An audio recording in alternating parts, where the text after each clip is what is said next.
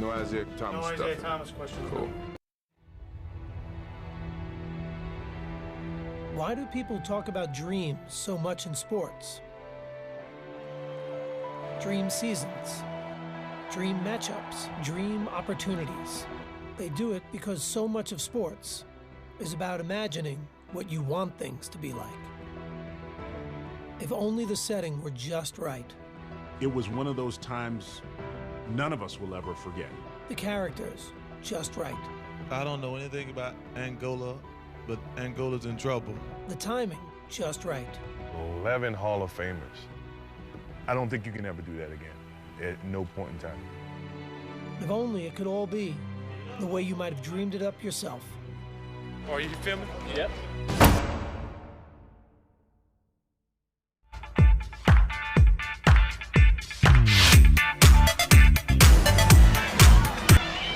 That was the most exhilarating 15 seconds of my life. People perceived us as being superheroes. Here's Micheal Jordan! No Isaiah Thomas No stuff. Isaiah Thomas question. Cool. We became a team, and that team just stomped on everybody.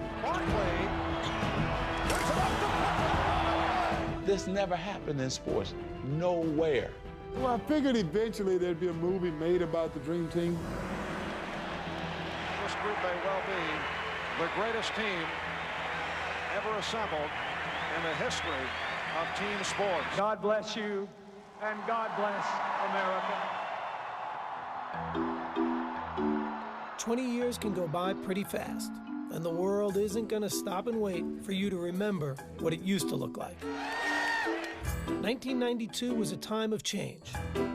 New faces in America quickly transforming into cultural icons.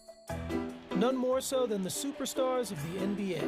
The Bulls have repeated. Let the party begin. After the legends of the 80s had lifted the league's profile to new heights, a fresh crop of players had blown the lid off.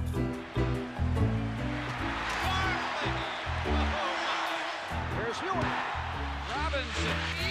Their talents and their charisma made them more than just basketball players. I am not a role model. They were a new kind of star athlete whose popularity transcended the game.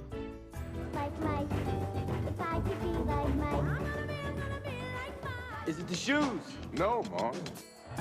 And now the very best of them awaited their brightest showcase, the world's largest athletic stage, the Olympic Games in Barcelona, Spain, even if no one truly realized the impact they would make there. It's a watershed moment in the history of sports, not just the Olympics, not just basketball. It moved the culture along. But in 1992, not everyone was ready for them.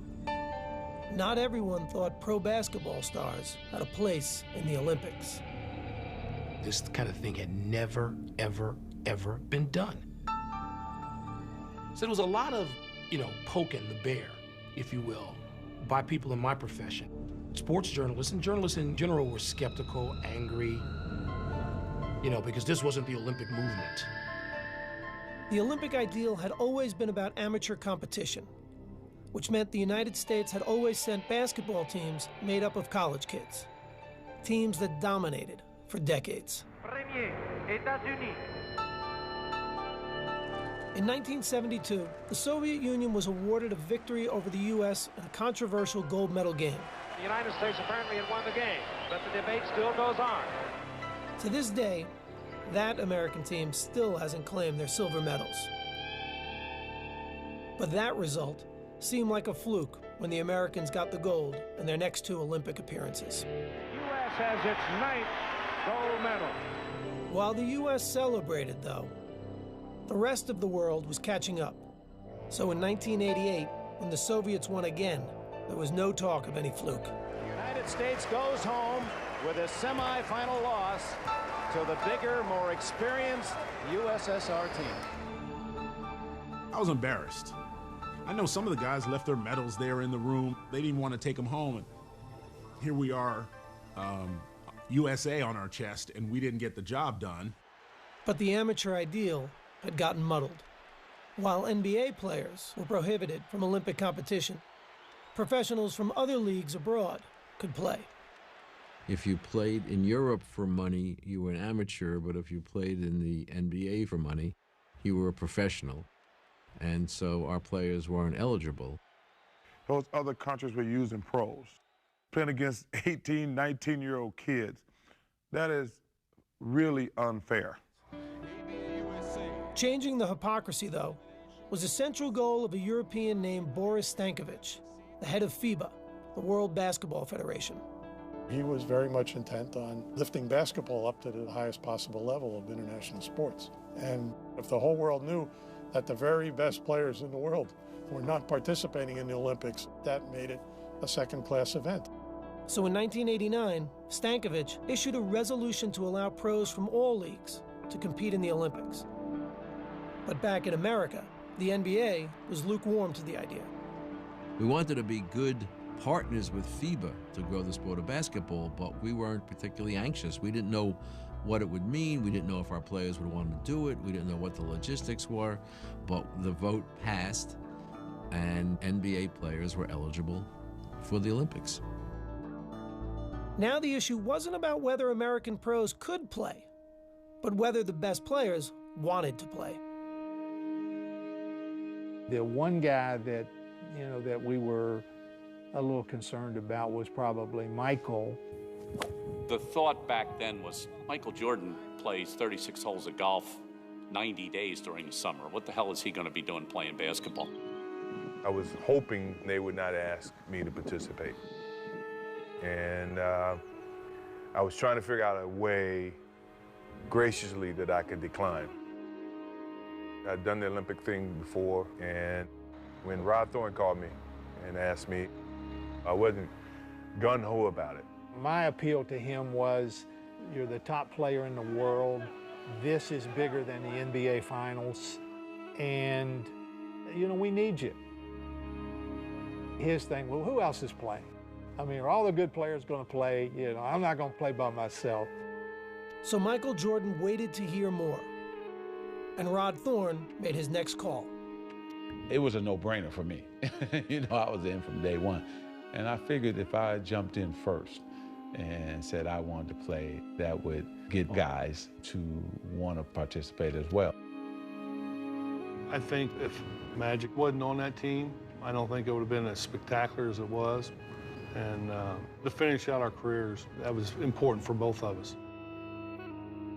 Once you get guys like Magic and Larry committing to the team, then all of a sudden it becomes something very, very special. Representing the USA is already a tremendous honor, but to know that you're going to be on a dream team is a once-in-a-lifetime experience. Magic, Bird, and David Robinson weren't alone in their pride. They called in the big guns. We're the Navy SEALs that we had to go over there and kick butts and take names. With those stars and the Utah Jazz tandem of John Stockton and Karl Malone, the dream team was starting to take shape. It don't matter if you call me last. I got the call. I didn't feel like that I deserved to be called, but I truly wasn't going to tell them that. I was like, yeah, I'm in. I didn't even think to say who else was on the team. I'm like, yeah, I'm good. Yes. Charles Barkley's ability was never in question, but his attitude was. God want us to win the world championship. I don't know if I go that far, Charles. No, I talked to him the other night. I learned early in Philadelphia. It doesn't matter what I say. So from this day forward, I'm gonna say what the hell I wanna say, and some people are gonna like it, and some people are gonna dislike it. But after a series of incidents on and off the court, the least of the committee's concerns were about what Barkley would say. I was asked to talk to him. He was so honored that we would even think about asking him. He convinced me that you won't have any problems with me. Now, with the team nearly complete, Rod Thorne had enough talent secured to go back to where he started.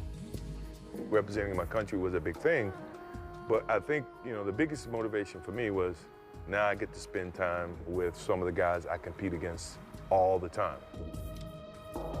Portland's Clyde Drexler rounded out the list of NBA players, while the final spot on the roster was reserved for an amateur, Duke's Christian Laettner, coming off back-to-back NCAA titles. There's the pass to Laettner. Puts it up. Yes! In any other Olympic year, Laettner might have been the team's biggest star. But on this team, he was fine with being the last guy on the bench. I tell people this all the time, and it may shock them, but my most enjoyable year was my freshman year because they don't expect nothing from you except carry the luggage, do the laundry, and get our donuts. And that's easy. The harder thing is to be the leader. By May of 1991, 2 months before the Olympics, the team was set. One college kid and 11 future Hall of Famers. The man charged with putting it all together was the unflappable Chuck Daly. Okay, all set? I'm set. Chuck looked the part. He was the guy that looked like he owned the arena, but he would also push the broom. His hair was beautiful. His suits were immaculate. He wanted to win, but he wanted to look good. As the head coach of the Detroit Pistons, Daly did both, winning back-to-back championships in 1989 and 90. The Pistons are winners and still champions of the world. The Pistons were nicknamed the Bad Boys for their aggressive and some said dirty style of play, never more evident than in their memorable playoff battles with Micheal Jordan's Bulls. Michael on the move against Vinnie Johnson in the hoop. He is necktied. Micheal Jordan goes down hard. Detroit and Chicago had no love for each other. So when Daly was named the Dream Team coach, many wondered how he'd handle working with the Bulls' biggest star. I was being asked to wrestle with some demons and some issues. But the coach was well acquainted with the task of managing personalities. He coached the bad boys. And if you can coach those, you can coach anybody. One player Daly wouldn't be coaching in the Olympics, however, was his own star in Detroit, point guard Isiah Thomas, who controversially had been left off the team's roster. No matter how much people try to say now, you know, it was no big a deal. It was a big deal. I talked to Isiah at the beginning of the year about the aspect he wasn't on the team, and he was not comfortable with it. I'm sure he is very hurt. He's a very deserving player, but you know, he was not selected. Thomas was well on his way to a Hall of Fame career, but was also seen by many as the biggest cultivator of the bad boys image in Detroit. And now Isiah Thomas and Cartwright are swinging. Isiah was the general. He was the guy that would yap at his teammates and say, knock them on the ass, do whatever you got to do. A beautiful backdoor pass from Pippen, and he is walloped. He knew he was going to get hit. I despised the way that he played the game. Did you want him on the dream team? No, I did not want him on the team. Did Michael? Did he want him on the team? Well, I can't speak for Michael, but I don't think he wanted him on the team.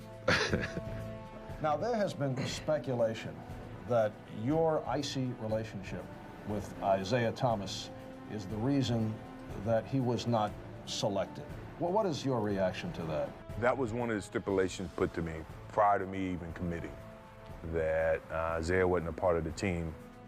I was getting strong innuendos that it wasn't just, you know, it was coming from higher places that didn't want Isiah Thomas on the team. Certainly, things are being pointed at me because of our relationship, and of course about the way that the end of the game between Detroit and Chicago ended.